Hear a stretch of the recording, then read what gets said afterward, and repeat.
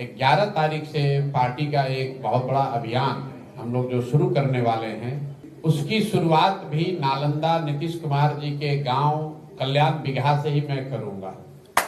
वो इसलिए कि जो पार्टी का कार्यक्रम 11 मई से शुरू हो रहा है, उसके 3 महत्वपूर्ण बिंदु हैं। तीनों ही नीतीश कुमार जी से जुड़ा हुआ है। पिछले 3-4 वर्षों में आपने सुना, देखा, चर्चा करी जातीय जनगणना की। जिस जातीय जनगणना का रिजल्ट 2 अक्टूबर 2023 में आया, 7 नवंबर 2023 को विधानसभा के पटल पर रखा गया। 24 नवंबर 2023 को नीतीश बाबू ने घोषणा की कि जातीय जनगणना के आधार पर करीब 94 लाख परिवार, जिनको पिछले 25-30 साल में विकास की यात्रा में जो लोग छूट गए हैं, उन परिवारों को 2 लाख रुपए प्रति परिवार के दर से मदद दी जाएगी। ये घोषणा नीतीश बाबू ने विधानसभा में की, उनके ट्विटर के हैंडल पर भी है, आप लोगों को भी पता है। उसके बाद 2 बजट बीत गया, अभी तक किसी को 1 रुपया भी नहीं मिला। उस पर सरकार ने कोई चर्चा नहीं की।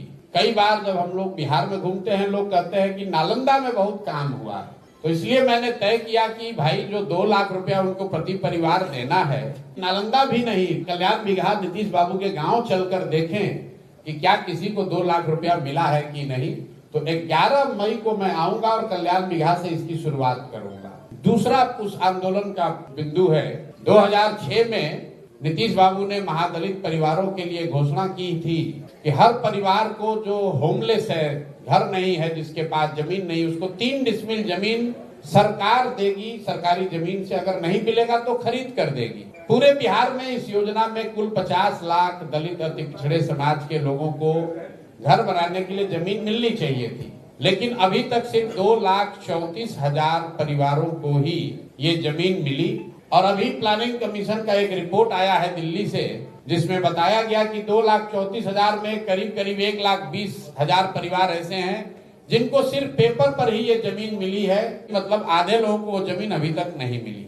और ये बहुत बड़ी बात है। इसको भी देखने के लिए मैं जाना चाहता हूँ कल्याण बिगहा कि ये सिर्फ सरकारी आंकड़ों की बात है कि सही में जमीन पर नीतीश बाबू के अपने गांव में भी दलित परिवारों को जमीन मिला है कि नहीं, ये देखने के लिए भी कल्याण बिगहा जाएंगे। तीसरा आंदोलन का मुद्दा है कि यहाँ भूमि सर्वे हो रहा है, नालंदा में भी हो रहा है। पूरे राज्य में लोग त्राही कर रहे हैं। पिछले 3-4 वर्षों में लैंड डिजिटाइजेशन के नाम पर भूमि सुधार का जो कार्यक्रम नीतीश बाबू की सरकार ने शुरू किया है, इसमें हर दिन हालात ये है कि कोई घर ऐसा बाकी नहीं है जिसमें घर में परिवार में झगड़ा न लगे।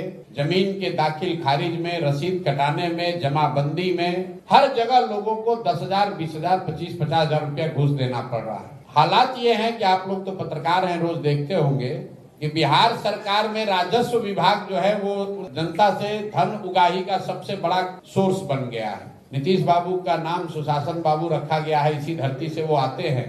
तो मैं ये देखना चाहता हूं कि नालंदा में, कल्याण बिगहा में किसानों को या भूमि के मालिकों को घूस देना पड़ रहा है कि नहीं देना पड़ रहा है। यहाँ रसीद बिना घूस के कट रहा है, क्योंकि लोग बताते हैं। और जब मैं नीतीश जी के साथ था तो ये देखता भी था कि नालंदा के हर मामले को चीफ मिनिस्टर के ऑफिस से देखा जाता है। तो अगर नालंदा में ये 3 बात सही पाई गई तो आप समझ सकते हैं कि बिहार के दूसरे हिस्सों की क्या हालत होगी।